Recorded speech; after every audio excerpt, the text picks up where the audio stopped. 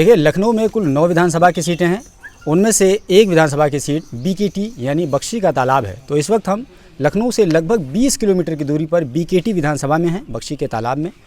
और हम यहाँ आए हुए हैं और एक गांव में हम आए हुए हैं, पारा, आई थिंक कौन सा गांव है? पारा। हाँ, पारा में हम आए हुए हैं और ये जानने की कोशिश कर रहे हैं कि दरअसल यहाँ से बीजेपी के कैंडिडेट योगेश शुक्ला हैं, समाजवादी के कैंडिडेट गोमती यादव हैं और लल्लन सिंह कांग्रेस के कैंडिडेट हैं, सलाहुद्दीन मुहसन बीएसपी के कैंडिडेट हैं। तो इस तरीके से मुख्यतः 4 बड़ी बड़ी पार्टियां यहाँ चुनाव लड़ रही हैं। हमारे साथ आप देख सकते हैं, टोपी से अंदाज़ा लग गया होगा और ये भाई साहब, इनके रुमाल से भी अंदाज़ा लग रहा होगा। तो इस तरीके से आप कह सकते हैं कि हम इन लोगों की ओपिनियन समझेंगे, आम लोगों से भी बातचीत करेंगे और ये जानने की कोशिश करेंगे कि माहौल क्या चल रहा है। सबसे पहले तो शुरुआत हम नौजवान हैं, इन्हीं से कर लेते हैं। अपना नाम बताइए सबसे पहले। शाहफाज सिद्दीकी मेरा नाम है। और इस बार जो है 169 बीकेटी के साथ साथ उत्तर प्रदेश में जो है समाजवादी पार्टी की बहुत लहर चल रही है। ये समझिए कि लगभग मैंने 50-60 गांव सर्वे किया, जिसमें से ज़्यादातर जनता ये कह रही है कि बहुत ज़्यादा परेशानी जो है जो मौजूदा सरकार थी इसके द्वारा मिली है। तमाम रोज़गार नहीं है नौजवानों के पास, किसानों को डीएपी नहीं मिली आलू बोने के लिए। इस तरह से कई मुद्दे जो थे जिनकी वजह से लोग परेशान हुए। तो इस बार लोग बदलाव चाह रहे हैं। समाजवादी पार्टी फाइट में उनको दिख रही है, इसलिए वो साइकिल पे वोट दे करके पिछली बार गोमती यादव तीसरे नंबर पे चले गए थे जी, दूसरे नंबर पे नकुल दुबे थे और पहले नंबर पे त्रिवेदी जी थे जी, है ना। मुझे बताइए कि लगभग 17,000 का मार्जिन था। 17,000 का मार्जिन बहुत होता है। ये 17,000 का मार्जिन कैसे कवर करेंगे? और बीजेपी के, अभी मैं उनसे जानने की कोशिश करूँगा, बीजेपी का मामला बड़ा तगड़ा रहता है आमतौर पर, बूथ लेवल पर उसकी कैंपेनिंग होती है और बड़ी सोशल इंजीनियरिंग से वो लोग काम करते हैं। कैसे काउंटर करेंगे? बीजेपी को हराना इतना आसान काम नहीं है। आप लोग बहुत हल्के में ले रहे हैं। पिछली बार जो है कोई कारणवश रहा होगा, जनता ने आशीर्वाद नहीं दिया, लेकिन इस बार जनता पूरी तरह से समाजवादी पार्टी को आशीर्वाद दे रही है, समर्थन दे रही है और जो है उनको जिताने की पूरा प्रयास कर रही है। लोग, मतलब जो आम आदमी है, वो लोगों के घर जा करके समाजवादी के पार्टी के पक्ष में वोट करने के लिए अपील कर रहे हैं। इसीलिए इस बार जो है माहौल पूरे उत्तर प्रदेश में समाजवादी पार्टी का है और हमारी सरकार पूर्ण बहुमत से बनने जा रही है। पूर्ण बहुमत से सरकार बनने जा रही है समाजवादी पार्टी की। अपना नाम सबसे पहले तो मुझे बताइए और आप पदाधिकारी हैं क्या हैं? जी, मोहम्मद आवेश नाम है और मैं पूर्व जिलाध्यक्ष भाजपा और प्रदेश कार्यकारिणी सदस्य हूँ। सह प्रभारी हरदोई बनाया गया हूँ। ये आपने सुना? जी, एक नौजवान, इनका कहना था कि खाद नहीं मिली। इस बार किसान अगर कह रहा था कि हमें 1 बोरी चाहिए, तो इतना इफरात खाद कभी किसी सरकार में थी नहीं। 1 बोरी की जगह 4 बोरी। और मैंने खुद इस गांव में लोगों को दिलाया, आप सर्वे कर लीजिए। और किसान बहुत खुश है, नौजवान बहुत खुश है। और खुशी का कारण ये है कि जो भय मुक्त का वातावरण बना था, माननीय योगी जी के आने से वो भय मुक्त समाप्त हो गया है। दंगा मुक्त प्रदेश है। अब कुछ नए लोगों की जो सोच धारणा है, जैसे समाजवाद, जो पहले जो समाजवादी थे, अब वो समाजवादी लोग नहीं हैं। ये नया चोला ओढ़ के नए दंगा मुक्त, वैसे साहब आप दंगा मुक्त की बात कर रहे हैं। जी, मुझे बताइए कि दंगा ठीक है, आपके सरकार में नहीं हुआ, लेकिन जो ये मॉब लिंचिंग की घटनाएं हुई हैं और खूब हुई हैं आपके कार्यकाल में, और अभी आपने लखीमपुर का वाकया देखा, और इस पे और तमाशा ये कि आशीष मिश्रा को जमानत मिल गई और रिहाई भी हो गई, बिल्कुल एंड टाइम पर। आपको नहीं लगता है कि कम से कम इतना ज़्यादा निर्ममता नहीं होनी चाहिए? और फिर एकदम ज़ख्म पे नमक छिड़कने वाली बात हो गई। एक तो ठीक है, जो कुछ हुआ उसके बाद में ज़मानत भी मिल गई एंड टाइम पर, इस ज़ख्म पर नमक छिड़कने वाली बात नहीं होगी? आप ये सोच लीजिए, इतने लोग हम लोग बैठे हैं और कोई हम पर वार कर दें तो क्या हम बैठे रहेंगे? वो गाड़ी से जा रहे थे, आप मानते हैं कि मतलब, मेरी बात तो सुनिए, उनको घेर लिया, किसानों ने लाठी चलाने लगे। ये कैसे कह सकते हो? किसानों का जोड़ा पहन लिए, वो कोई किसान नहीं थे, वो उग्रवादी संगठन के लोग थे और किसान का जोड़ा पहन के आए थे। उसकी भी जांच चल रही है, दूध पानी, क्योंकि कोर्ट वो निर्दोष थे, इसीलिए उनको जमानत मिली है। देखिए, सुनिए मेरी बात, हाईकोर्ट ने, इलाहाबाद हाईकोर्ट ने एसआईटी गठन की थी और एसआईटी ने बाज़ाब्ता ये बात कही थी कि ये डिलिबरेटरी हुआ था, ये मतलब ये प्री प्लान्ड कहा था, प्री प्लान्ड था। और आपने बात कही कि उन्होंने किसानों का चोला धारण कर लिया। मुझे बताइए कि इससे पहले बीजेपी की सरकार ने जो वहाँ पर बॉर्डर पर बैठे हुए थे किसान, उनके बारे में ये कह रहे थे कि ये लोग खालिस्तानी हैं, आतंकवादी हैं, दुनिया जहान की बातें कहेंगी। आखिरकार नरेंद्र मोदी ने किसानों का बिल वापस लिया और उनसे माफ़ी मांगी और कहा कि हमसे गलती हो गई। मुझे बताइए कि अगर वो खालिस्तानी थे, किसान नहीं थे, आतंकवादी थे, तो क्या ज़रूरत थी उनसे माफ़ी मांगने की? यानी खालिस्तानियों आतंकवादियों से माफ़ी मांगने की क्या ज़रूरत थी? प्रधानमंत्री ने क्यों ये आतंकवादियों से और खालिस्तानियों से माफ़ी मांग ली? वो प्रधानमंत्री जो खालिस्तानी जो आप कह रहे हैं उनसे माफ़ी नहीं मांगा। नहीं, हम आपकी भाषा के एतबार से बोल रहे हैं। उनसे माफ़ी नहीं मांगा। हाँ। उन निर्दोष किसानों से माफ़ी मांगा जिनको वो उत्थान की ओर ले जाना चाह रहे थे।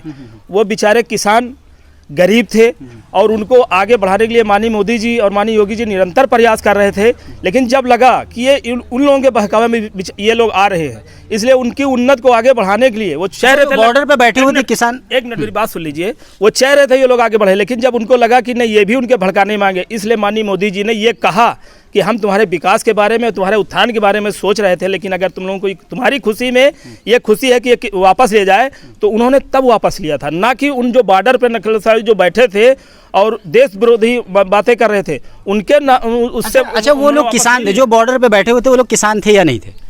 सुनिए, वो किसान का जोड़ा पहने हुए थे। किसान तो किसान नहीं था आपके हिसाब से? किसान उसको हम कहते हैं जिसके पास 2 बीघे 4 बीघे 5 बीघे खेती होती वो किसान होता है। जिसके पास 100 बीघे खेती वो किसान नहीं होता है, वो तो रजवाड़ा होता है। वो तो रजवाड़े में पला है। किसान क्या होता है?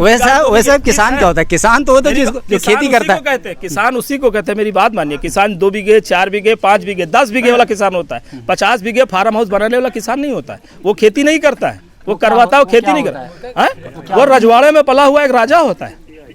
वो रजवाड़े में पला हुआ एक राजा होता है। आपका ये लॉजिक कम से कम मुझे पर्सनली नहीं समझ में आया कि क्योंकि जाहिर है कि अगर बड़े पैमाने पे किसानी नहीं होगी तो जो शहरों में रह रहे हैं, शहरों के लोग तो खेती नहीं कर रहे हैं ना, उन तक अनाज कैसे पहुंचेगा? जो 5 बीघा जिसकी खेती होगी वो तो सिर्फ अपने लिए अनाज उगाएगा।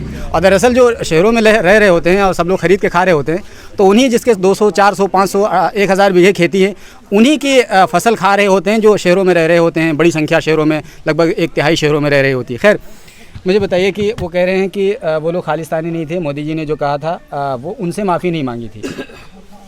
सहमत है इनकी बात से? माफ़ी उनसे नहीं मांगी थी, लेकिन वापस कानून लिया कि नहीं लिया? वापस लेना पड़ा।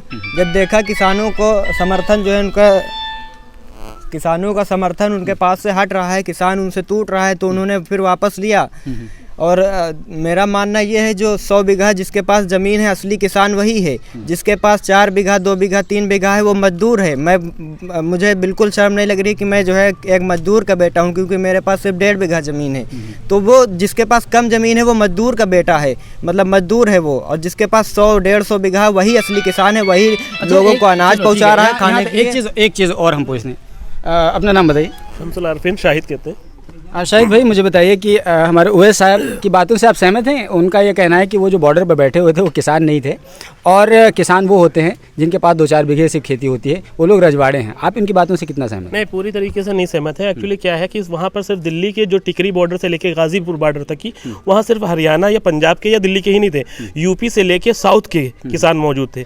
और ये कहना कि किसानों के पास सिर्फ अगर 3-4 बीघे ज़मीन है और वही किसान है बाकी नहीं, तो भाई ज़मींदार का लेवल भी आता है। आप जो देखिएगा साउथ इंडिया के जाइएगा या राजस्थान के एरिया में जाएंगे तो 600-600 बीघे किसानों के पास खेती है। क्या कहेंगे आप उसके? वहाँ से भी खेती होती है। हाँ, ये बात ज़रूर है, अगर उसमें कुछ शरारती तत्व आ गए हैं तो हो सकता है माहौल को बिगाड़ा जाए, ठीक है, लेकिन हम ये पूरी तरीके से सहमत नहीं है कि वो किसान हैं। ठीक है, एक चीज़ और मुझे बताइए, आपके विधानसभा में योगेश शुक्ला बीजेपी से हैं।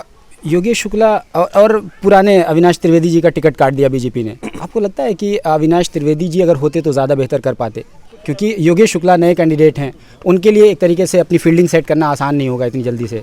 पार्टी के सिंबल पर चुनाव ज़रूर, लेकिन लोकल कैंडिडेट बड़ा फैक्टर करता है। आपको क्या लगता है अविनाश त्रिवेदी होते तो ज़्यादा बेहतर? हाँ, ये आप जो कह रहे हैं ये ज़्यादा बेहतर है। अविनाश त्रिवेदी एक ऐसा बंदा था जिसके हर लोगों के साथ संपर्क थे, मुस्लिम हो, हिंदू हो, किसी भी कम्युनिटी का हो। चूँकि उनके वालिद साहब चंद्रशेखर साहब थे, उस एरिया में उनकी बहुत तगड़ी बेल्ट मानी जाती थी और उनका जनसंपर्क सबसे ज़्यादा सॉलिड हुआ करता था, ठीक है। अब वो बीजेपी से है, यकीनन बीजेपी उस वक्त सबसे मजबूत पार्टी है, तो उनको मिला फ़ायदा। लेकिन अगर उनको काट के अब योगेश शुक्ला को देखने दिया जा रहा है तो ये एक चैलेंजिंग ज़रूर है। आप देखिएगा कि सुनने में आ रहा है कि त्रिवेदी जी भी सामने निर्दलीय पे है, और अगर वो नहीं है तो इतना तो यकीनी है कि वो कुछ ना कुछ वोट काटेंगे ज़रूर। पिछली बार 17,000 वोट से बीजेपी यहाँ जीती थी जी। मुझे आप बताइए कि इस बार आपकी विधानसभा आप किस तरीके से देख रहे हैं, कौन आगे जा रहा है और किसका पलड़ा भारी लग रहा है आपके विधानसभा में? मेरे ख्याल से गोमती यादव का पलड़ा भारी है, लेकिन टक्कर हो सकता है। टक्कर हो सकता है क्योंकि ये बीजेपी और सपा के जो गठबंधन है इसी के बीच में टक्कर है। बाकी मुझे नहीं लगता है कि कोई आगे लीड करेगा। इन्हीं के दोनों के बीच में टफ फाइटिंग है। किसका पलड़ा भारी हो सकता है भैया, थोड़ा समझ बताइए। नाम गोमती यादव मेरा नाम बताइए। अरविंद कुमार यादव। ओके, अरविंद कुमार जी। गोमती यादव इसलिए क्योंकि आप यादव हैं? हाँ, किसान जो है बहुत अपेक्षित है। और जैसे कि खाद की बात की जा रही है तो खाद में 50 किलो बोरी आती थी और 45 किलो दी जा रही है। इससे किसान बहुत नाराज हैं और काफ़ी जो है दिक्कतें खाद मिली। की समस्या तो है। हम गए हुए थे गांव में, हम गए थे बस्ती विधानसभा में गए, डुमरियागंज गए, इधर सीतापुर गए, जहाँ हम गए, हम किसानों का मुद्दा जब हमने समझने की कोशिश की, खाद की बात वो ज़रूर कर रहे थे। ब्लैक हो जा रहा है खाद, ट्रक आता है और जो रसूख वाले होते हैं वो आसानी के साथ ट्रक से उठवा ले जाते हैं रातों रात, और आम किसानों को नहीं मिल पाता है। ये बात तो हमें वाकई में आपकी बात इसमें सॉलिड लगी। चलिए मुझे बताइए किसका पलड़ा भारी लग रहा है? बैठ रही हमारी तो समझ में आता है कि भारतीय जनता पार्टी के अलावा बीजेपी के अलावा किसानों के मुद्दे पे क्या कहेंगे? ये खाद वाले मुद्दे पर आप क्या कहेंगे? खाद तो मिली है, क्या ऐसे मिली है कि जो ज़्यादा पैसे वाले किसान रहे वो पूरी ट्रक अपने घर में लगा ली, और जो हल्के सल्के किसान आपको मिला था कि नहीं? हमको मिली। कहते हैं कि रसूख वालों को मिलता है, आपका क्या रसूख है? हमारा रसूख सही है। सही है। हाँ, और इसका पता तो चलेगा जब इलेक्शन 10 तारीख को खुलेगा। अच्छा। कि मतलब कौन जीतेगा, क्योंकि यहाँ पर हमारी बीजेपी के वोट ज़्यादा नहीं है। अच्छा, एक बात मुझे बताइए, बीजेपी बिल्कुल क्लियर बताइए। एक मिनट, बीजेपी आमतौर पे मुद्दों की बात इस वक्त नहीं कर रही, विकास की बातें नहीं कर रही है। हो सकता है हमारे ओवैस साहब, विकास सुनिए मेरी बात, ओवैस साहब मुद्दे की बात ज़रूर कर रहे हैं, लेकिन आमतौर पर हम बीजेपी के नेताओं से और कार्यकर्ताओं से पूछते हैं, वो मुद्दे की बात नहीं करते, वो हिंदू मुसलमान की बातें करते हैं, वो भावनात्मक बातें करते हैं। मुद्दों की बातें इस वक्त बीजेपी क्यों नहीं कर रही? क्या उसको लगता है कि वाकई में उसने विकास नहीं किया, कोई ऐसी बात नहीं, इस वजह से मुद्दों की बात नहीं कर रहा है, डर रही है मुद्दों की बातें करते हुए? नहीं, विकास किया है। और जैसे अविनाश त्रिवेदी थे, उन्होंने विकास कम किया है, इसलिए उनको मतलब टिकट नहीं दिया है, और योगेश शुक्ला को दिया है कि मतलब इनकी सीट निकल जाएगी। अच्छा, बीएसपी का क्या मामला है? बीएसपी का तो मामला अब हम कहाँ बताइए, मतलब कुछ वोट मिल जाएंगे बीएसपी को कि नहीं? है काटेगी या जीतेगी? जीतेगी तो हम ना कहीं पे। क्या है, नकुल दुबे तो बड़े स्ट्रांग कैंडिडेट थे, दूसरे नंबर पे आए थे पिछली बार। उस टाइम पर मायावती का साहब मतलब बढ़िया वो था। अब इस वक्त केवल साइकिल और बीजेपी। तो आप मान के चल रहे हैं कि किसके दरमियान फाइट लग रही है? बीजेपी जीतेगी। चलिए जीतेगी, मतलब आप फाइट नहीं मान रहे हैं। चलिए ठीक है। और लोगों से, आम लोगों से बात है। कितने साल के हो? 17 साल। 17 साल। तो अभी तो तुमसे बात ही नहीं करना चाहिए, लेकिन फिर भी बात कर लेते हैं। वोटर आई डी अभी बनी नहीं होगी? अच्छा चलो ठीक है। फिर भी किसको पसंद करते हो? बीजेपी को जी। अच्छा, योगी जी अच्छे लगते हैं जी। क्या नाम है? सुफियान सिद्दीकी। मुझे बताओ, बीजेपी मुसलमानों को लेकर के डराती है, और जितने भी बीजेपी के कार्यकर्ता होते हैं वो भय दिखाते हैं। अभी हम सरोजनी नगर विधानसभा सीट में थे, और वो कह रहे थे कि हम फ़ख्र से जी रहे हैं क्योंकि हम हिंदू हैं। वो असली हिंदू वर्सेस नकली हिंदू की बातें कर रहे हैं। आप मुसलमान होकर के बीजेपी के उसमें क्यों आ गए हैं? हमारा दिल करता है हम बीजेपी को वोट देंगे। सही, पहला वोट हम बीजेपी को देंगे। तो ठीक है, वो तो बाद में 2024 में जी। चलो ठीक है। अपना नाम बताओ। मोहम्मद तलहा। तुम्हारा भी तो अभी नहीं कुछ नहीं बना होगा? नहीं बन गया, 18 साल के हो गए। सही जी बिल्कुल। तो अब तक पहली मर्तबा वोट देने जा रहे हो या इससे पहले दे चुके हो? पहली बार मर्तबा वोट देंगे, और योगेश शुक्ला यहाँ से जीत कर जाएंगे, बीजेपी के, भारतीय जनता पार्टी के। जी खैरियत तो भाई, यहाँ क्या मामला है? चलो ठीक है। एक चीज़ मुझे बताओ जी। ये खड़े हो जाओ, ठीक है। ये अभी सलाहुद्दीन मुहसन बीएसपी से हैं जी। योगेश शुक्ला तुमने बताया बीजेपी से हैं जी बिल्कुल। गोमती यादव हैं समाजवादी पार्टी से जी। ये समाजवादी पार्टी पिछली बार तो तीसरे नंबर पर आई थी जी। कुछ लोग कह रहे हैं कि इस वक्त समाजवादी पार्टी की लहर है, बल्कि बयार है कह सकते हैं। 403 विधानसभा सीटों पर जी। हो सकता है कुछ सीटें हार जाएं, बल्कि समाजवादी पार्टी के लोग तो ये भी कहते हैं कि 400 सीटों पर हम जीतेंगे, 3 सीटें विरोधियों के लिए छोड़ देंगे। आंकड़े सब लगाते हैं, मगर हमको नहीं लगता है कि समाजवादी पार्टी जीत पाएगी। अच्छा जी। तो कौन मुख्यमंत्री बनेगा इस बार? मुख्यमंत्री योगी आदित्यनाथ जी बनेंगे। योगी आदित्यनाथ क्यों पसंद है, थोड़ा मुझे बताइए। क्योंकि यहाँ पे मतलब कि जैसा कि गरीब लोग तबके थे, और यादव लोग मतलब कि आते थे, मतलब कि भड़का के मतलब ज़मीन कब्जा लेते थे, और बाबा का पीछे से बिल्डोजर आ जाता था। अब फिल्म फिर आएगा 22 में बिल्डोजर, फिर चलेगा बिल्डोजर। एक बात सुनो, बुलडोजर की बात कर रहे हो, नौजवान हो तुम जी। अभी 69,000 शिक्षक भर्तियाँ हुई जी। योगी जी की पुलिस ने उनको डंडे से मारा, लाठी से मारा था। तुम नौजवान होते, तुम अपने हुकूक और अधिकार की बात कर रहे होते, वहाँ जाकर के धरना प्रदर्शन कर रहे होते, तुमको भी लाठी और डंडे से मारा जाता, तो तुम्हारा क्या रिएक्शन होता? रिएक्शन है तो वो गलत कर रहे थे। कौन गलत कर रहे थे? मतलब अपने हुकूक के अधिकार और अपने हकूक, अपने अधिकार की बातें करना, अपने राइट की बातें करना, ये गलत कहाँ से हो गया?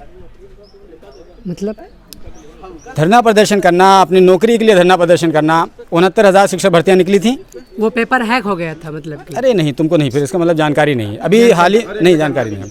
लखनऊ में 69,000 शिक्षक भर्तियों वाले उन्होंने धरना कर रहे थे और पुलिस ने उन पर लाठी बरसाया था बजाय उसके नौकरी देने के। तो बहरहाल तुम नौजवान हो, तुम अपने मुद्दों को समझनी चाहिए, भावनात्मक बातों पर बहुत ज़्यादा ध्यान नहीं देना चाहिए, मुद्दों को समझनी चाहिए। मुझे बताओ कि ये 80 वर्सेस 20 करने वाले को क्यों तुम पसंद कर रहे हो? यानी तुम खुद अल्पसंख्यक समाज से हो और उसके बावजूद तुम्हारे खिलाफ जब 80 वर्सेस 20 किया जाता है, उसके बावजूद भी तुम बीजेपी को क्यों पसंद करते हो? बीजेपी अच्छा काम करे। जैसे कि लॉकडाउन में गरीबों को गल्ला नहीं मिलता था, दो बार मिलता था गल्ला। एक प्रधानमंत्री देते थे, एक योगी आदित्यनाथ जी देते थे। 1 किलो मतलब कि चना मिलता था, नमक की पैकेट मिलता था और रिफाइंड भी मिलता था। मार्च तक बंद हो जाएगा, पता है? ये मार्च जैसे नतीजे आएंगे खत्म हो जाएगा, पता है? गरीबों को जैसे कि विधवा पेंशन थी और 1500 थी, अब वो 3000 हो हम गई है। जितना पूछ रहे उतना बताओ। जी, मार्च तक बंद हो जाएगा। हमको नहीं लगता कि बंद हो जाएगा। नहीं लगता? उन्होंने कह दिया बंद हो जाएगा। हाँ, तो अब जब उन्होंने कह दिया तब तुमको क्यों लगने से क्या होता है? और दूसरी बात ये है कि पेट्रोल डीजल के दाम क्यों रुके हुए हैं, क्यों नहीं बढ़ रहे हैं, बताओ? अभी नहीं बढ़ेंगे। अब नहीं, क्यों नहीं बढ़ रहे हैं बताओ? अब क्या बढ़ेंगे? अब तो सरकार आने वाली है योगी की। जानते हो पेट्रोल डीजल के दाम क्यों नहीं बढ़ रहे हैं? जी। क्यों नहीं बढ़ रहे हैं? चलो ठीक है, तुम्हें नहीं पता होगा क्यों नहीं बढ़ रहे हैं। चलिए, तो वह साहब थोड़ा सा मुझे बताइए, पेट्रोल डीजल वाली बात आप भी कह दीजिए, ये पेट्रोल डीजल के दाम क्यों नहीं बढ़ रहे हैं इस वक्त? देखिए, इस समय 2 साल से जो है सरकार निरंतर गरीबों मजलिमों की लगातार निरंतर जो है उनके हर तरह आर्थिक सहयोग करती आ रही, चाहे वो किसान को। तो हमारे सवाल का जवाब दीजिए। पेट्रोल, मैं जब बात कहता हूँ आप बात काट देते हैं। भाई 2000 रुपये सीधे किसानों के खाते में जा रहा है, बिचौलियों का काम खत्म। उधर मोदी जी फटाफट राशन दे रहे हैं, इधर योगी जी राशन फटाफट गरीबों को दे रहे हैं। मार्च तक खत्म हो जाएगा। मेरी बात सुन लीजिए, ये आप कैसे कहते हैं मार्च तक खत्म हो जाएगा? उन्होंने खुद कह दिया, हम नहीं कह रहे हैं। अभी सरकार बनने तो उन्होंने खुद ऐलान कर दिया था। अरे वो साहब उन्होंने खुद, मेरी बात सुन लीजिए, उन्होंने खुद जब ऐलान कर दिया तो हम क्या कह रहे हैं? हम कौन होते हैं कहने वाले? अभी हम लोग जब कहेंगे जाके तो फिर बढ़ेगा, ऐसा नहीं। बीजेपी ने खुद कह दिया है कि मार्च तक मिलेगा। अरे बीजेपी ने कह दिया, अभी बीजेपी फिर कहेगी कि अब 10 किलो मिलेगा। सरकार तो बनने दीजिए आप। हमने, मेरे सवाल का फिर भी जवाब नहीं मिला। पेट्रोल और डीजल के दाम क्यों नहीं बढ़ रहे हैं इस वक्त? अभी इस समय चुनाव चल रहा है, चुनाव के बाद सरकार मंथन करेगी, मंथन करके जो पेट्रोल का रेट पिछला था वही रेट पे मिलेगा पेट्रोल। लोग कह रहे हैं कि जानबूझ करके वैट घटाया गया था क्योंकि सामने चुनाव था और जैसे ही चुनाव होगा फ़ौरन वो 150 के करीब पहुंच जाएगा, यानी 100 क्रॉस तुरंत करेगा और कुछ ही महीनों के बाद में 150 तक पहुंच जाएगा। ये ऐसा लोग कह रहे हैं और ऐसा संभवतः लगता भी है, क्योंकि इस तरीके से जिस तरह से बीजेपी काम करती है, उसकी जो स्ट्रेटजी है, कम से कम अंदाज़ा तो यही लगाया जाता है कि चुनाव के मद्देनज़र किसान का बिल वापस लिया गया और चुनाव ही के मद्देनज़र ये राशन वितरित किए गए, चुनाव ही की वजह से ये पेट्रोल डीजल के दाम नहीं बढ़ रहे हैं। ये तमाम चीज़ें जो हैं वो चुनावी समीकरण के तहत की जा रही हैं। इतनी बातें तो कम से कम दूसरे लोग समझते हैं। अच्छा मुझे बताइए, बीजेपी के जो पदाधिकारी होते हैं उनको बीजेपी की तमाम बातें क्यों एकदम सब कुछ पसंद आती हैं, एकदम 100%? उनमें कोई कमी क्यों नज़र नहीं आती है? देखिए, जैसे अभी आप पेट्रोल की बात जो कह रहे हैं कि लोगों का ये कहना, तो लोगों का काम है कहना, विपक्ष का काम है चिल्लाना।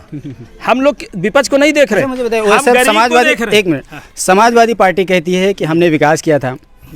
समाजवादी पार्टी के काम को आगे बढ़ाने के लिए योगी आदित्यनाथ को लाया गया था, यानी जो प्रदेश के विकास को और नई नई चीज़ों को ऐड करने के लिए लाया गया था।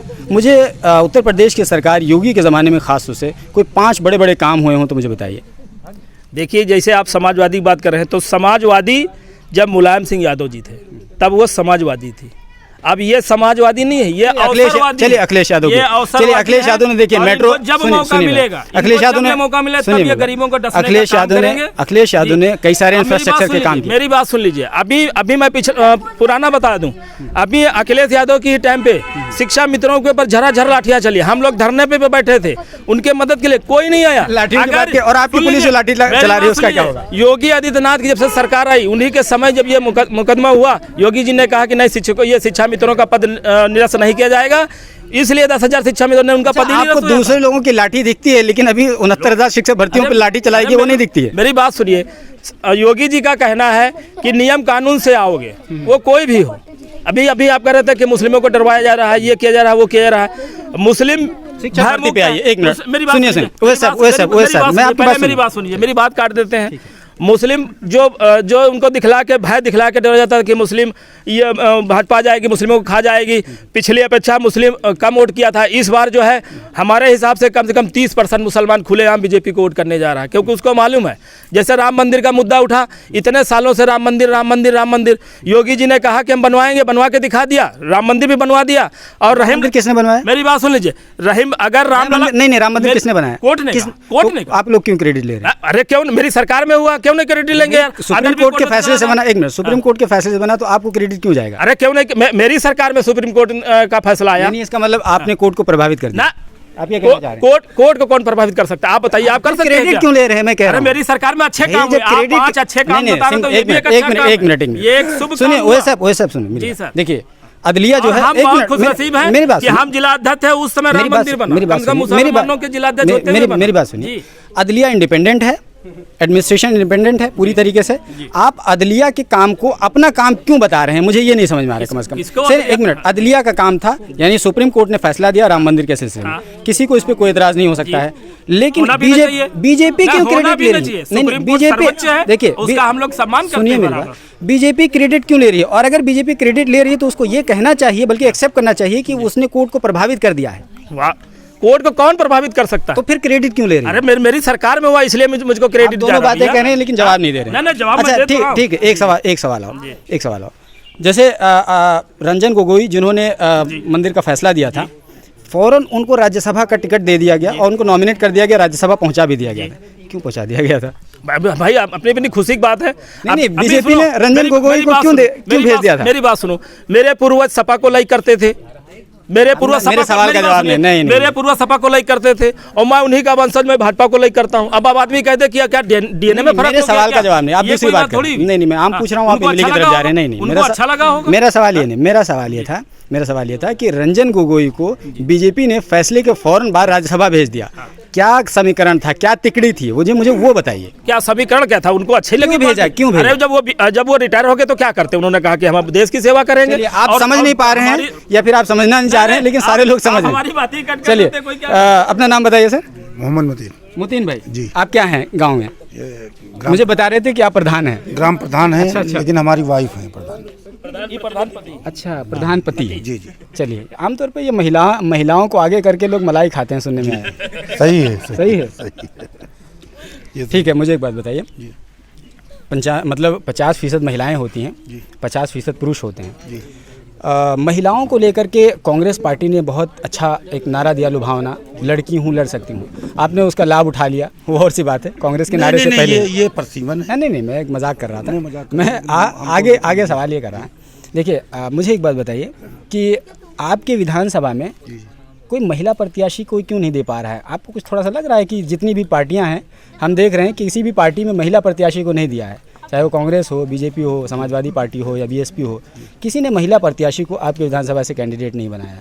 और ओवरऑल की अगर हम बात करें उत्तर प्रदेश के तमाम 403 विधानसभा सीटों पर जनरली कोई भी पार्टी महिलाओं को लेकर सीरियस नहीं है। आपको क्या लगता है, महिलाओं को लेकर के सीरियस होना चाहिए पार्टियों को? नहीं, बातें तो करते हैं महिलाओं के, लेकिन अब जिस पार्टी में जितना मतलब वो रखा गया है उसी हिसाब से महिलाओं को टिकट दिया गया है। ठीक है, इस विधानसभा का क्या हालचाल है? किसका पलड़ा भारी लग रहा है इस विधानसभा में? ये बीजेपी का है। बीजेपी का लग रहा है। ये कौन सा गांव है भाई? यहाँ सारे लोग, ये ग्राम पारा है। अच्छा, तो पारा में सारे लोग बीजेपी को क्यों, मतलब वजह क्या है आखिर? हम लोग बीजेपी में हैं। अच्छा, बीजेपी बार बार ये कहती है, देखो मुसलमानों को टिकट नहीं देती बीजेपी। नहीं, अब दिया है। एक टिकट दिया है। और एक टिकट क्यों दिया है, उसके समीकरण के हम समझेंगे। समीकरण नहीं, वो देखिए उसके पीछे हम जाएंगे तो हम समझते हैं क्यों दिया है, वो एक लंबी कहानी है क्यों दिया है। लेकिन इससे पहले 2017 में देखिए, एक भी टिकट नहीं दिया।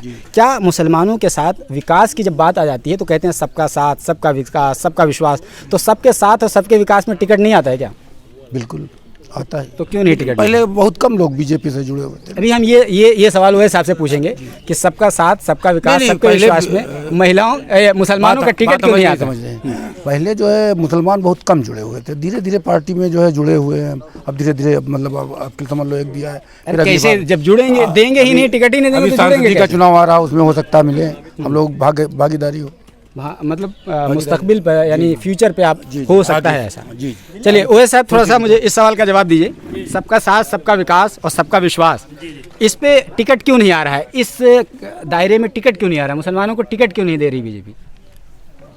हमारे मोदी जी ने एक नहीं 10 लोगों को राज्यसभा और सांसद मंत्री भी बने हैं। आपको मालूम होना चाहिए, हमारे नकवी साहब केंद्रीय मंत्री हैं। और हम विधानसभा की बात करें, छोड़ दिए वो पुरानी बात, वो छोड़ दिए, हम विधानसभा की बात करें। विधानसभा के 403 विधानसभा सीटों पर टिकट क्यों नहीं मिला? मिलेगा। अरे कब मिलेगा? बिल्कुल मिलेगा। अरे कब मिलेगा? मेरी बात सुन लीजिए। मोदी जी की और योगी जी की जो सोच है वो देश के प्रति है, और उन्होंने कहा भी है कि मुसलमानों का शुक्ल हम बदलेंगे। मुसलमानों को 1 मिनट से जिसके जितनी संख्या भारी उसकी उस नहीं मेरी बात पता नहीं क्यों आप कट कर नहीं कट नहीं कर रहे, मैं बात ही कट कर देते हैं। आप हमको कहने मौका नहीं। मोदी जी ने 5000 करोड़ अल्पसंख्यक मंत्रालय को दिया। क्यों दिया? वो इसलिए दिया कि मुसलमानों की स्थिति बहुत ही दयनीय है। मेरे सवाल का आपने जवाब नहीं दिया। मेरे सवाल का मैं टिकट पे पूछ रहा हूँ, आप कुछ और बता रहा हूँ। पहले मेरी बात सुन लीजिए। अब मुसलमान के बच्चे जो मदरसे में पढ़ते थे, अब वो बच्चे एनसीईआरटी की बुक पढ़ेंगे, IAS, PCS, डॉक्टर, मास्टर सब बनेंगे, और 1400 लोग बन भी चुके हैं यही 7 साल के अंदर में। ठीक है, आज इतने दिन से 1400 लोग। 1 मिनट मेरी बात सुन लीजिए। आप अपनी बात सुनाएंगे, हमारा सवाल तो सुनेंगे। मेरी सुन लीजिए। अरे पूरा आप नेता हैं, आपकी मैं कदर करता हूँ। आप नेता हैं, नेताओं को शौक होता है भाषण देना। 1 मिनट मेरी बात सुनिए। 70 सालों से किसी ने मुसलमानों की तरफ पलट कर नहीं देखा। अब जब से भाजपा आई है वो बराबर मुसलमानों के उत्थान की बात करती है। और 70 साल में प्रधानमंत्री अटल बिहारी वाजपेयी का भी पीरियड है, थोड़ा कम कर दीजिए उसको। बात सुनिए। हाँ, अटल बिहारी की बात कीजिए। मैं अटल बिहारी को बहुत मतलब जो है दिल से उनको लाइक करता हूँ, और उनकी जहाँ भी आत्मा हो, हम तो कहते हैं उनकी आत्मा को शांति मिले। और मेरे सवाल के देश के लिए किया, सुन लीजिए मेरी बात सुन लीजिए। उन्होंने देश के लिए जो किया कोई नहीं कर सकता, क्योंकि मुसलमानों का रास्ता सऊदी का खुलवाने वाली ये बीजेपी है, और अटल बिहारी वाजपेयी ने वो करके दिखाया था। हिंदुस्तान पाकिस्तान की मोहब्बत को उजागर करने के लिए अटल जी ने बस सेवा की थी। बस वो नालायकी में उन्होंने बम हमला किया, इसलिए वो सेवा रुक गई। नहीं हो सकता है हिंदुस्तान और पाकिस्तान की जो बीच में जो दरार लोग डालने वाले थे वो दरार टूट जाती, और मानिए हमारे अटल जी जो है उस चीज़ को क्रेडिट लेते। लेकिन उस मुल्क जो है वो न कभी सुधरा है और न कोई सुधरने वाला है। गड़बड़ वो करता है, उसको झेलना हम लोगों को पड़ता है। एक चीज़ मुझे बताइए, मैं टिकट पे पूछ रहा था, फिर मैं अपने सवाल पे अड़िग हूँ। मुझे बताइए कि सबका साथ, सबका विश्वास और सबका विकास में टिकट क्यों नहीं आ रहा है? आप इस सवाल का जवाब दीजिए। योगी जी ने एक किया है। अब एक से क्या होता है? 20% मुसलमानों की संख्या है। 2 होगा, 2 के बाद 3 होगा। कब होगा? होगा। अब तो 2 चरण हो गए, कब होगा? होगा, धीरे रखिए, होगा उसका। अरे वैसा कब होगा? 2 चरण हो गए। मोदी जी ने कह दिया सबका साथ, सबका विकास, सबका विश्वास, थोड़ी होता और है। इस बार मुसलमानों का प्रयास। अच्छा, एक सवाल। मोदी जी जो कह रहे हैं, आप इतना ज़्यादा यकीन कर रहे हैं मोदी जी की बातों पे, लोग कह रहे हैं मोदी जी झूठ बोलते हैं। मोदी जी झूठ बोलते हैं कि नहीं बोलते? मोदी जी किसने कह दिया मोदी जी झूठ बोलते हैं? मैं आपको एक झूठ बता दूंगा। उन्होंने कहा था कि देश में डिटेंशन सेंटर नहीं बना है। आपको पता है डिटेंशन सेंटर देश में है कि नहीं है? तो काहे झूठ बोल लेते? अवाम के सामने क्यों कहा था कि डिटेंशन सेंटर नहीं बना है? ये झूठ नहीं तो और क्या हो सकता है उनके दिमाग में वो बात ना रही। अरे कौन सी बात है? उनको याद ना हो, ये भी हो सकता है। ये जिसको याद ना रहे, आप मानने के लिए क्यों तैयार नहीं है? अच्छा, एक बात आप मान जा रहा है। मेरी बात सुन लीजिए। अगर मान लो उनके दिमाग में वो चीज ना रही हो तो वो झूठ हो जाएगी। चलिए दूसरा झूठ मैं बता देता हूँ। मोदी जी ने क्या कहा था? नहीं, पहली बात तो आप मोदी जी को हमारे सामने झूठ ना बोलिए। मोदी जी हमारे सच्चे हैं। नहीं, मैं आपको तर्क दे रहा हूँ। जो बार-बार कह रहे हैं मैं तर्क दे रहा हूँ ना, मैं ऐसे हवा हवाई थोड़ी बात कर रहा हूँ। मैं अगर हवा हवाई बात करूँ तो आप कह सकते हैं, लेकिन मैं तो तर्क दे रहा हूँ। मोदी जी ने क्या कहा था? न कोई घुसा है, न कोई घुसा हुआ है। आप समझ गए कहाँ की मैं बात करूँ? मैं गलवानवादी की बात कर रहा हूँ। न कोई घुसा है, न कोई घुसा हुआ है। उसके बावजूद ही 20 जवान हमारे शहीद हो गए। ठीक है, बाद में इसी चीज़ को काउंटर करते हुए, यानी खुद मोदी जी की बातों को काउंटर करते हुए, हमारे जो रक्षा मंत्री उस वक्त थे राजनाथ सिंह, उन्होंने बाज़ाब्ता एडमिट किया इस बात को लेकर के कि चीन हमारी सीमा में घुस चुका है। मोदी जी को ये बात क्यों नहीं समझ में आती? मोदी जी जनता को क्यों क्या मूर्ख समझते हैं क्या? वो कह रहे हैं ना कोई घुसा हुआ है ना घुसा हुआ है। इसका मतलब ये हो गया कि रक्षा मंत्रालय और पीएमओ में कोई कोऑर्डिनेशन नहीं है। पीएमओ कोई दूसरी बात करता है, यानी पीएम हमारा कोई दूसरी बात करता है, रक्षा मंत्रालय कोई दूसरी बात करता है। तो एक तो या तो हम रक्षा मंत्रालय की बात को झूठ माने, या तो मोदी जी की बात को झूठ माने। किसको हम झूठ माने बताइए मुझे? नहीं, जैसे आप बता रहे हैं कि घुसा है या घुसी है जो आप ये बता रहे हैं, ठीक है, ये मोदी जी के बयान है, मेरी बात नहीं है। यहाँ आदमी घर नहीं चला पा रहा, वो तो देश चला रहा है। अरे जब सलाहियत नहीं है तो क्यों देश चला रहे हैं? मतलब एक मिनट, आप लोग ये बात क्यों कहने लगते हैं कि घर नहीं चला पा रहा देश चला? तो जब देश चलाने की सलाहियत नहीं है तो क्यों चला रहे हैं देश? मुझे ये सवाल का जवाब दीजिए। अगर आप ये तर्क देंगे कि कोई आदमी घर नहीं चला पा रहा है, वो पूरा देश चला रहे हैं, तो जब सलाहियत नहीं है पूरे देश चलाने की तो क्यों बेड़ा उठा रखा है? किसने कहा था बेड़ा उठाने के लिए? कौन कह रहा था आपको प्रधानमंत्री बनने के लिए? नहीं, आपको लगता है मोदी जी को सलाहियत नहीं है? आप ही ने ये बात कही कि एक घर नहीं कोई संभाल सकता है, वो पूरा देश संभाल रहे हैं। मुझे बताइए कि उन्होंने जिस तरह की बातें कही हैं कि कोई ना घुसा हुआ है ना घुसा हो सकता, या तो उनको जानकारी नहीं है या तो फिर रक्षा मंत्रालय को जानकारी नहीं है। और अगर रक्षा मंत्रालय को जानकारी नहीं है तो फिर इसका मतलब ये होगा कि हमारा रक्षा मंत्रालय फेल है इस मामले में। और अगर रक्षा मंत्रालय की बात सही है तो इसका मतलब हमारे प्रधानमंत्री झूठ बोल रहे हैं या उनको जानकारी नहीं है। दोनों का कोऑर्डिनेशन में लैक ऑफ कोऑर्डिनेशन है दोनों को। इस बात को आप क्यों नहीं एक्सेप्ट कर रहे हैं? नहीं, हम इस चीज़ को कह तो रहे हैं कि जैसे अगर मान लो किसी के दिमाग में कोई चीज़ ना आ जाए, भूल जाए, तो वो झूठ हो जाएगा क्या? अच्छा, एक और झूठ बता देते हैं। देखिए, आप वो कितना डिनाई करते जाएंगे। एक और बता देते हैं।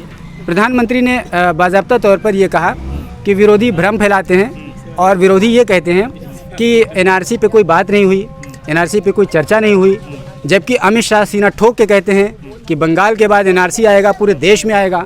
तो मुझे बताइए कि अमित शाह जो उस वक्त गृह मंत्री थे, अभी भी गृह मंत्री हैं, तो अमित शाह की बात हम सही माने या प्रधानमंत्री की बात सही माने? जबकि दोनों लोग तो साथ ही में रहते हैं, दोनों तो जोड़ी हैं, जय वीरू की जोड़ी है। तो जय वीरू की जोड़ी में आपस में कोऑर्डिनेशन नहीं है। इस बात को कैसे काउंटर करेंगे, मुझे बताइए। अच्छा, मेरी बात एक मेरी बात और सुन लीजिए। जैसे एनआरसी है, हम तो कहते एनआरसी लगाओ, आप दूसरी तरफ चले गए, आप दूसरी तरफ चले गए। मेरे सवाल का जवाब नहीं, एनआरसी से क्यों खतरा है? आप मेरे सवाल का जवाब नहीं दे रहे। कानून बनेगा, नहीं, आप मेरे सवाल का जवाब नहीं दे रहे। नहीं, आप मेरे सवाल बात ही नहीं सुन, नहीं, आप मेरे सवाल का जवाब ही नहीं दे रहे। नहीं, आप मेरे सवाल का जवाब नहीं दे रहे। लगने में दिक्कत क्या है? वो छोड़ दीजिए, हम उस पर अभी नहीं बात कर रहे हैं। हम ये कह रहे हैं मोदी जी का हम झूठ आपको बता रहे हैं, जो आपने कहा कि मोदी जी को झूठ ना बोलिए। नहीं, तो आप कहिए भाई। तो मैं आपको तर्कों के साथ बता रहा हूँ। मैं तो आपको तर्कों के साथ बता रहा हूँ। चलिए, तो वैसे साहब थोड़ा सा एक चीज़ और। चलिए ठीक है, आप चूंकि आप बीजेपी के पदाधिकारी हैं तो आपकी मजबूरी है, कि मजबूरी कुछ नहीं, आप खुद ही सच सुनना पसंद नहीं कर रहे हैं। नहीं, तो हम खुद ही एनआरसी अब कह रहे हैं। आप ये बताइए कि देश का अगर कोई कानून बनेगा तो क्या आधे मुसलमानों के लिए बनेगा? ये आप बताइए। हम सवाल नहीं कर रहे थे, हम आपकी उस सवाल का जवाब दे रहे थे। आपने कहा था मुझे 2-4 झूठ बताइए, तो हमने आपको तर्कों के साथ बता दिया। आप जैसे ये कह रहे हैं कि मुसलमानों, तो ये भी ये सपा में ये भी मुसलमान है। कोई कानून बनेगा तो खाली हमारे लिए बनेगा, इनके लिए नहीं बनेगा। देश का कानून सभी के लिए बनेगा। देखिए, एनआरसी पे अगर हम बात करेंगे तो थोड़ा बात लंबी हो जाएगी, और आप चाहें तो हम बात कर सकते हैं। नहीं, बिल्कुल आप कर लीजिए। ठीक है, बात दरअसल हम सिर्फ इतना हम कहना चाह रहे थे कि आपने कहा कि मोदी जी के 2-4 झूठ बताइए, तो हमने कहा ठीक है, मैं तर्कों के साथ बता देता हूँ, और अगर चाहें तो और मैं आपको झूठ बता सकता हूँ। मैं कम से कम दर्जन भर झूठ आपको गिना दूँ, लेकिन बात यहाँ पर मुद्दा डाइवर्ट हो जाएगा। देखिए, बीजेपी के आप चूंकि पदाधिकारी हैं तो आपकी एक मजबूरी हो सकती है, हम आपकी मजबूरी समझ रहे हैं कि दरअसल आपके साथ ये है कि जाहिर है कि आपकी बातें दूर तक पहुंचेंगी और हो सकता है हालाकमान तक पहुंच जाएं यूपी के। तो ऐसी सूरत में अगर ऐसी कोई दिक्कत हो जाएगी आपके लिए, तो मैं आपकी मजबूरी समझ रहा हूँ, आपकी मजबूरी बिल्कुल तरह से मैं समझ रहा हूँ। तो ऐसी सूरत में लेकिन वैसे हम थोड़ा सा और आम लोगों से भी समझ लें कि दरअसल किसका मामला चल रहा है। इधर आओ, अरे इधर आओ। चलिए, थोड़ा सा मुझे बताइए चाचा, क्या नाम है आपका? मोहम्मद अखलाक भाई जी। किसका माहौल चल रहा है ये इस बीकेटी में? बस योगी जी का बस। ये अखलाक साहब, ये योगी जी क्यों? मतलब आमतौर पे मुसलमान परंपरागत वोट नहीं माने जाते हैं बीजेपी के। बहुत काम किए हैं योगी जी ने, काम किया। और क्या, गैस सिलेंडर और कनेक्शन, बिजली का और गल्ला पानी सब फ्री हो रहा है सब। तो गैस सिलेंडर दिया तो है, लेकिन महंगे जो कर दिया है उसका क्या है? कहते हैं लोग कहते हैं कि एक जेब से 100 रुपया निकाला, दूसरी जेब में 5 रुपये पकड़ा दिया। ऐसा ही काम किया है उन्होंने। जी, फिलहाल वोट हम बीजेपी को देंगे। नहीं, आप दीजिए, हमें उसे कोई इतराज़ नहीं है। आपका जिसका मत है, आपका मत है, आप दीजिए, उसको कोई दिक्कत नहीं, हमें कोई दिक्कत नहीं। प्रधान जी हमारे बैठे हैं, ये सब बीजेपी है, इसीलिए ऐसा तो नहीं कि प्रधान जी बाद में दबाव डालेंगे। प्रधान जी बाद में ऐसा तो नहीं इनको कुछ बोलेंगे। अगर इनके मन में मान लो कोई दूसरी पार्टी हो और बाद में आप ये स्वतंत्र है। प्रधान जी बहुत गाँव में हम लोग तो बीजेपी के पदाधिकारी भी हैं। नहीं, जैसे ओएस साहब भी हैं, अब ओवैसी साहब हैं, प्रधान जी हैं, तो आप मजबूरी में इनके सामने बीजेपी बोल रहे हो, कहीं ऐसा तो नहीं? कोई मजबूरी नहीं, कोई दबाव नहीं, स्वतंत्र होकर के जी, कोई किसी का दबाव नहीं, किसी कोई डर नहीं 1%। चलिए और लोगों से हम बातचत करते हैं, समझते हैं। अरे बेटा इधर क्या नाम है, नाम बताओ। मोहम्मद जीशान भाई जी। कितने साल के हो? होंगे भाई 21 साल के। 21। वोटर आईडी बन गई ना? वोट डाले होगी नहीं कभी? प्रधानी को जिताए थे जी हाँ। उनकी पत्नी को? हाँ। ठीक है, तो ऐसा कहा जाता है कि अगर किसी से काम निकलवाना हो तो उनकी पत्नी से संपर्क रखो, ऐसा माना जाता है। ठीक है, चलो ठीक है, ये तो मजाक की बात होगी। मुझे बताओ कि किसका पलड़ा भारी लग रहा है यहाँ पर? अखिलेश यादव जी। अखिलेश यादव जी। जी। और ये जो नेताजी कह रहे हैं, इनका क्या होगा? अखिलेश यादव जी। ये नेताजी का क्या होगा, मुझे बताइए। अखिलेश यादव जी। क्यों अखिलेश यादव, बताओ। अखिलेश यादव जी काम मुझे बताओ, अखिलेश यादव को क्यों, क्या काम अच्छा बताओ। अखिलेश यादव ने बहुत अच्छा काम किया है। अच्छा मुझे एक बात बताओ, तो मुसलमान हो, मुजफ्फरनगर की बात मुसलमानों से कही जाती है, और मुजफ्फरनगर का दंगा हुआ था, किसके ज़माने में हुआ था? अखिलेश यादव के ज़माने में हुआ था, पता है कि नहीं? और मुसलमानों का जो वो दंगा बड़ा धब्बा है मुसलमानों के सिलसिले में अखिलेश यादव के माथे पर। और उस वक्त अखिलेश यादव सैफई में क्या मना रहे थे?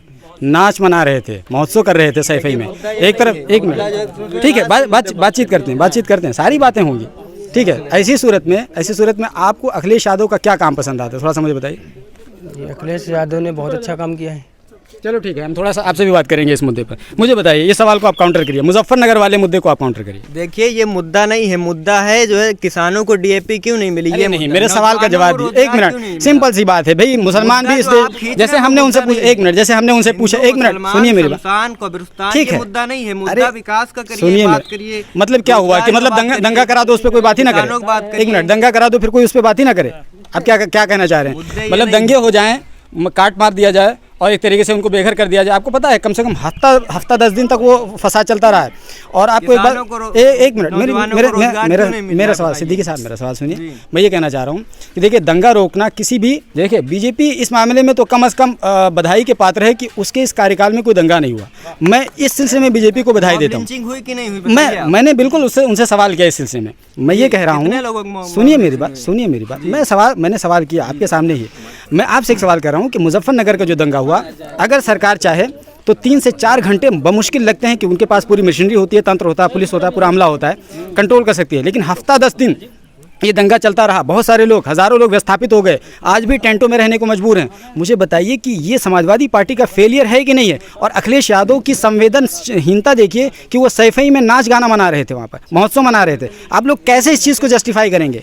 आप अपने नेता की हर बात को क्यों मतलब हर खराब बात को ढक क्यों देते हैं, मुझे बताइए। मौजूदा मुद्दों पे बात करिए, हम बिल्कुल बताने। आप इस सवाल का जवाब नहीं देंगे। मौजूदा मुद्दों पे बात करिए। नौजवानों को क्यों नहीं रोजगार मिल रहा है? किसानों को डीएपी क्यों नहीं मिली?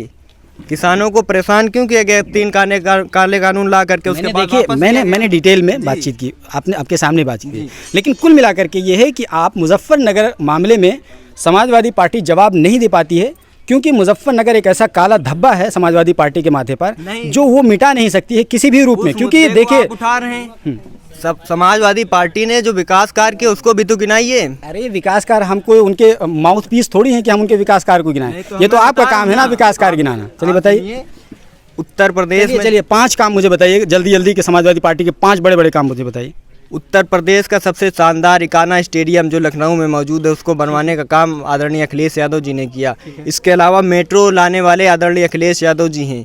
इसके अलावा जो है समाजवादी पेंशन देने का काम जो कर रहे थे, और महिलाओं को जिसको मौजूदा सरकार ने बंद कर दिया, वो पेंशन दी। रिकॉर्ड 18 लाख लैपटॉप छात्राओं को देने का काम माननीय आदरणीय अखिलेश यादव जी ने किया। इसके अलावा जो है सिंचाई माफ़ करने का काम अखिलेश यादव जी ने किया। और जो है अब जो 2022 में हमारी अगर समाजवादी पार्टी की सरकार बनती है तो 300 यूनिट बिजली देने का काम करेंगे, साथ में साल में 2 सिलेंडर। इसके अलावा जो है केजी से पीजी तक जो मतलब महिलाएं लड़कियां हैं उनको जो है फ्री शिक्षा देने का काम करेंगे। इसके अलावा जो है जो 10-90 जैसी योजना जो लाई गई थी पिछली सरकार में, जब हमारी सरकार थी, तो वो जो है इस समय बिल्कुल खस्ता हालत पे है, तो उसको और दुरुस्त करके जो है जनता को समर्पित किया जाएगा। इसके अलावा अनेकों योजनाएं जनता के सिलसिले में थोड़ा सा हम वैस भाई से बात कर लेते हैं। वैस भाई, ये समाजवादी पार्टी की बात करते हैं और 10-90 की बात करते हैं, महिलाओं की सेफ्टी के बारे में बात करते हैं। बीजेपी के ज़माने में कहा जाता कि महिलाओं की सेफ्टी को लेकर के बड़ा कंसर्न है। आपने वो बीजेपी के ही एक नेता थी, उनका वीडियो देखा होगा, जो कह रही थी कि शाम के 5 बजे के बाद थानों में ना जाओ। और आप ही के विधायक थे कुलदीप सिंह सेंगर, और चिन्मयानंद आप ही की पार्टी के थे। मुझे बताइए, महिलाओं को लेकर के इतनी संवेदनहीनता क्यों है आपकी पार्टी में? माननीय मोदी जी ने इसीलिए महिला सशक्तिकरण कानून बना दिया है। आज की स्थिति यह है कि जहाँ तक मेरा मानना है, मैं पूरे उत्तर प्रदेश में कह सकता हूँ कि महिला अगर निवस्त्र होकर भी रात में 1 बजे निकल जाए तो किसी की हिम्मत नहीं कि नज़र उठाकर उसको देख ले। अच्छा, ये एक मिनट हमारे देखिए, काउंटर क्वेश्चन तो करना पड़ेगा वैसे। ऐसा सर, ये हाथरस वाला कांड कैसे हो गया? आप जो कह रहे हैं निर्वस्त्र होकर के निकल जाओ, हाथरस कांड इतना जघन्य हो गया। इसके अलावा कानपुर में एक कांड हो गया। रोज़ाना, चूंकि हम रिपोर्टर हैं और हम क्राइम की दर्जनों खबरें रोज़ाना देख रहे होते हैं, उन दर्जनों खबरों को आप लॉ एंड ऑर्डर की समस्या मानते हैं कि नहीं मानते हैं? आप ऐसे क्यों बात कर रहे हैं एकदम फ्लो में? अब अगर जैसे हाथरस की घटना हुई, घटना करने वालों का क्या हाल हुआ? हाथरस की घटना देखिए, हाथरस घटना जिसने किया उसका क्या हाल हुआ? अरे पूरी दुनिया ने देखा हाथरस वाले कांड पे बीजेपी कितना बैकफुट पर आई थी। अगर इतना मीडिया, सुनिए मेरी बात, अगर मीडिया इतना ज्यादा उस मुद्दे को हाईलाइट ना करता, वरना दर्जनों खबरें हैं रेप की रोजाना होती हैं, मीडिया नहीं दिखाता है तो दब जाती है, किसी को पता भी नहीं चलता। लेकिन ये मीडिया ने उसको अपना आना का मुद्दा बना लिया, और नतीजे में ये हुआ कि हाथरस का इतना हाईलाइट हुआ कि बीजेपी को बैकफुट पर आना पड़ा। आपने देखा होगा कि आरएलडी के नेता पे लाठी चलाई गई, राहुल गांधी को रोका गया, तमाम पत्रकारों को वहां जाने से रोक दिया गया। जो घटना हुई, माननीय योगी जी ने देखिए, ये बहुत मजबूरी में मजबूरी क्या वो उसकी वजह मैं बता दूं। बताइए। देखिए, जो एक्यूज थे वो तमाम ठाकुर बिरादरी के थे, बिल्कुल बहुत ही क्लियर स्पष्ट बात है। जो एक्यूज थे वो ठाकुर बिरादरी के थे, और उन्होंने एक पंचायत भी की थी वहाँ पर, और ये कहा था कि अगर हमारे खिलाफ किसी तरह का कोई चार्जशीट फाइल की गई तो हम विरोध करेंगे। और तो जैसे ही कि लगा कि हमारी ठाकुर बिरादरी, क्योंकि ब्राह्मण तो पहले ही से उनसे नाराज है, ठाकुर बिरादरी अगर हमसे छिटक जाएगा। आपको ये किसने सूचना दे दी कि उन्होंने एक मीटिंग की और ठाकुर? अरे हम लोग रिपोर्ट कर रहे थे। अरे वो साहब, हम लोग रिपोर्ट कर रहे थे। सुनिए मेरी बात, हम लोग रिपोर्ट कर रहे थे। आज की ये स्थिति है, आज की ये स्थिति सुन लीजिए, हम लोग रिपोर्ट कर रहे थे। मेरी बात सुन लीजिए। आज की ये स्थिति है कि अगर जो गलत करेगा, वो चाहे बीजेपी का क्यों ना पदाधिकारी हो, अगर गलत करेगा जेल जाएगा। सेंगर जी इसीलिए जेल में है। सेंगर के मामले में क्या कुछ हुआ? सेंगर के मामले में 2-3 प्राण के ऊपर कोई कार्रवाई ना होती। सुन लीजिए, ये जो पंडित जी का इनकाउंटर हुआ, गाड़ी पलटी, खत्म। अगर ये सपा होती है न मरती। एक मिनट, सेंगर की बात आपने आपने क्लियर कर दिया, जो कोई गुंडाई करेगा उसका एक रास्ता है, वो सीधा ऊपर जाएगा। और 10 के बाद हमारी सरकार बनेगी, जितने गुंडे हैं या तो उत्तर प्रदेश के उस पार होंगे या तो ऊपर होंगे, वो चाहे हम हो चाहे आप। सेंगर की बात योगी जी ने क्लियर कर दिया। मैं सेंगर के मुद्दे पे हूँ। सेंगर के बाद आपने कही, उसमें सेंगर वाले मामले में 2 व्यक्तियों की जान चली गई, उस लड़की का भी एक्सीडेंट कराने की कोशिश की गई। यानी कितना ज़्यादा बुरा हाल हुआ।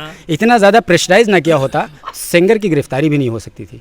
जिस तरीके से, सुनिए मेरी बात, जिस तरीके से अगर इतना मीडिया हाईलाइट ना करता लखीमपुर वाले मुद्दे को, तो आशीष मिश्रा की गिरफ्तारी नहीं हो सकती। आप जैसे कह रहे सेंगर जी का, मैंने खुद देखा, वो मुख्यमंत्री कार्यालय गए थे, सेंगर जी मुख्यमंत्री जी से मिलने के लिए, मुख्यमंत्री जी ने कह दिया कि भाग जाए यहाँ से। पूरा ड्रामा देखा गया था। देखिए, हम लोग रिपोर्ट कर रहे थे, हम पल-पल गवाह थे। मैं खुद गवाह हूँ इस चीज़ का, मैं खुद गवाह हूँ कि वो मुख्यमंत्री जी से मिलने गए, मुख्यमंत्री जी साफ इनकार कर दिया कि यहाँ से भाग जा, जो कोर्ट निर्णय देगा वो अगर तू सही होगा तो बाइज्जत बरी होगा, अगर गलत होगा तो भाग जाओ। जब इतनी छिछिया लेदर हो गई तो मुख्यमंत्री जी कितना बचाएंगे? सिंपल सी बात है।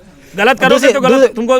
दूसरी चीज, अभी ये जो हम बात कर रहे हैं अजय मिश्रा वाली, अजय मिश्रा आज भी गृह राज्य मंत्री हैं। अरे भैया, आपको अभी कोई घेर ले, 10 लोग आपके ऊपर लाठी चलाने लगे तो आप क्या करोगे? आप भी तो कोई ईटा गुम्मा मारोगे। वो जा रहा था आराम से, जब किसानों ने उसको घेरा, और वो किसान थोड़ी थे। किसान किसी को नहीं मारता है, ये हकीकत है, किसान किसी को नहीं मारता है। चलिए ठीक है, फाइनल कंक्लूजन और लोगों से बातचीत करते हैं थोड़ा सा। सर मुझे बताइए, क्या नाम है आपका? हमारा नाम सब्बन है। सब्बन भाई जी। मुस्कुराहट आपकी ये बता रही है कि आप नेताजी के साथ में हैं। मुझे बताइए। नहीं, हम सही हमने अंदाजा लगाया? अखिलेश के साथ में। इसका मतलब हमारा अंदाजा गलत निकल गया। चलिए एक मिनट, मुझे बताइए, ये अखिलेश यादव के बारे में लोग कह रहे हैं कि अखिलेश यादव के दौरान में गुंडा राज हो जाता है, तो आप लोग गुंडा राज पसंद करते हैं, योगी वाली बुलडोजर वाली नीति पसंद करते हैं? योगी राज में तो उससे ज़्यादा गुंडा राज है। अच्छा। हाँ, बीजेपी एक ऐसी पार्टी है कि चाहे जितना गुंडा राज हो, आप जितने भी कांड कर लो, बीजेपी में शामिल हो जाओ। वॉशिंग मशीन, ये तो बहुत पुरानी बात हो गई, वॉशिंग मशीन में। चलिए, तो थोड़ा सा, आप नौजवान हैं, मुझे बताइए क्या नाम है आपका? मोहम्मद नजीब। नजीब भाई जी कितने साल के हो गए आप? जी 18 साल के हैं हो शुरुआत गए? से वोट बन गया कि वोटर आईडी?